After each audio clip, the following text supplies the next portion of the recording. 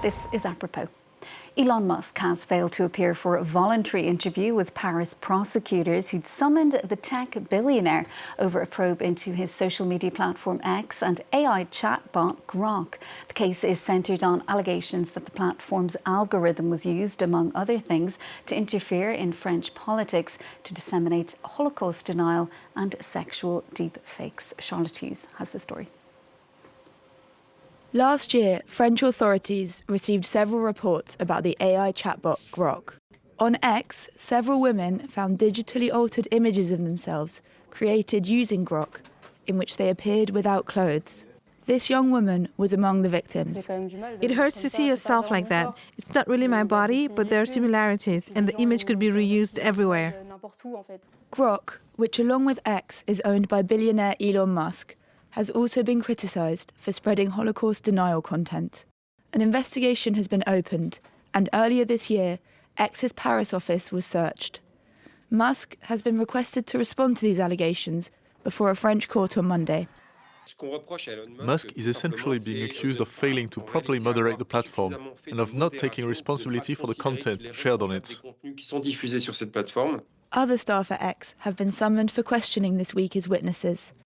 Musk had been asked to attend a voluntary interview on Monday, but there was no sign of him at the main Paris courthouse. That means there are no constraints. He cannot be forced to appear or to remain if he does attend. While Musk's attendance at the hearing is mandatory, authorities cannot compel him to attend at this stage. The Paris Public Prosecutor's Office has taken note of Elon Musk's failure to appear as summoned. For its part, the social media platform X firmly denies any wrongdoing.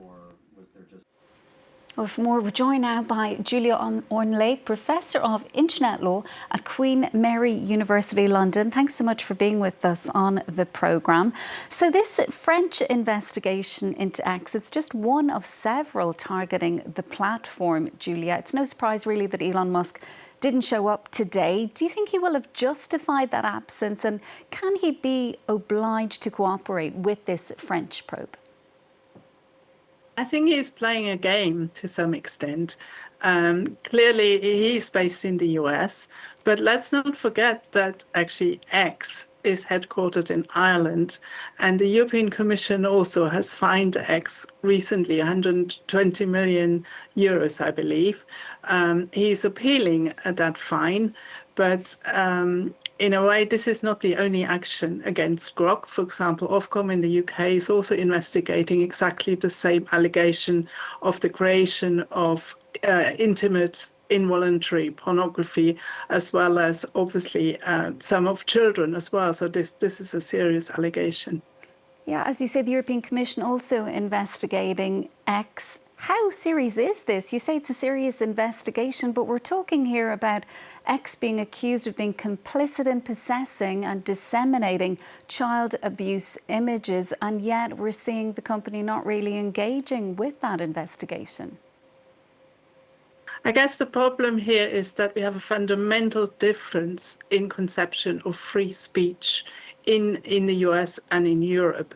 Both Europe and the US protect freedom of expression, but in the US there's an absolute prohibition on the state governing content on media, unless with very, very narrow exceptions, such as actually child sex abuse or incitement to violence. But generally speaking, in the US, the state cannot compel a social media company to act against content. And I think it is that fundamental difference between the legal systems in Europe and the US which is creating these problems. Now, obviously, X is abusing that position. I think if we only go back 10 years, social media companies try to cooperate with regulators and stay within the law as much as they could. Whereas I think with X and also some other social media companies, we see that that is no longer the case. And what kind of penalties or fines is the company potentially facing here? As you say, Europe is involved, France is involved, the UK is also investigating. Well, the US, in a way, is involved too. There was obviously that hearing against Meta and allegations which were confirmed by the jury that Meta was negligent in creating these algorithms, making young people, children, addicted to social media. That was a civil law trial, so it was based under tort negligence, but it was certainly in first instance successful. And while $6 million perhaps is not that much for a big tech company, there'll be many, many other claims. So I think the social media companies will have to pay out a significant amount of money. So I think we see regulation in the US probably through private law actions as well as on state level. So I think regulators are fighting back. There'll be more and more fines and also public opinion. So I think while there are these jurisdictional conflicts in the sense that obviously a French prosecutor will find it difficult to reach through to the US, especially if the US Justice Department is not cooperating. I think there's also public opinion which increasingly will go against companies like X, as well as regulatory fines. So I think this battle is perhaps beginning, but is by no means ended yet. And also, Julia, there were reports in the Wall Street Journal over the weekend suggesting that the US Justice Department is refusing to cooperate with French authorities when it comes to this specific investigation. It's claiming that the whole thing is politically motivated. Elon Musk says the same thing. How much of a setback will it be, the fact, if it is a fact, that the US is refusing to cooperate with European authorities when it comes to such serious allegations?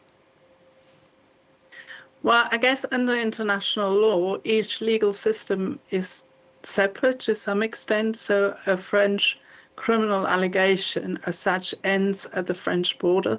So if the suspect, I'm talking very general here, because obviously I don't know what the precise position is in French law, but generally speaking, if a state doesn't want to cooperate with a criminal or public law regulation in another state, it doesn't have to under international law.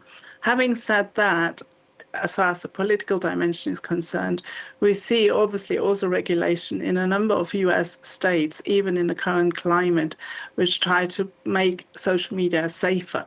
So I think there's both a legal and a political battle, and I think both battles are just beginning. We're not sure yet how they will end.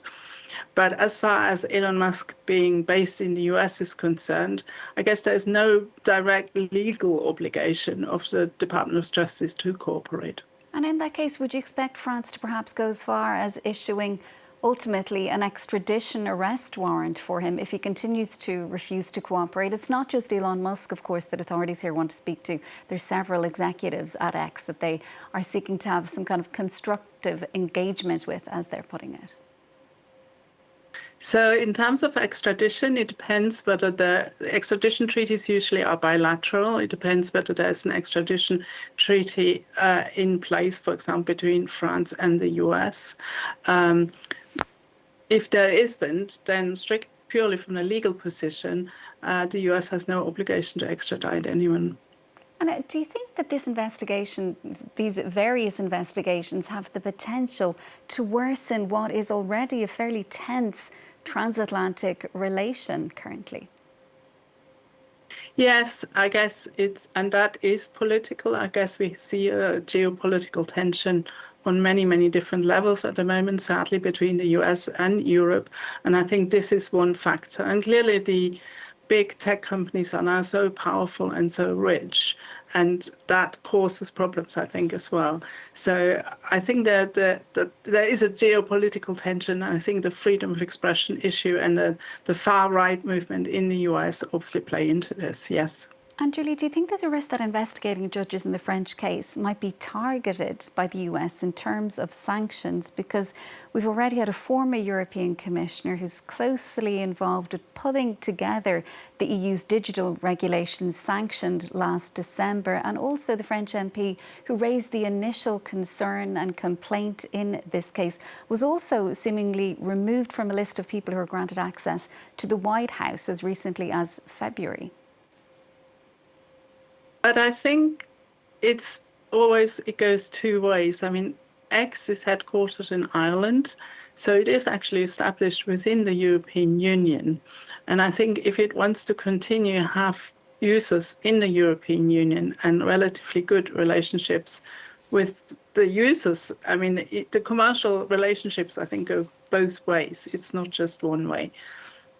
Julie, we'll have to leave it there for now. Thanks so much, though, for being with us on the programme this evening. That's Julia Hörnle, Professor of Internet Law at Queen Mary, University, London. Well, that's it. Thank you very much for having me. That's it.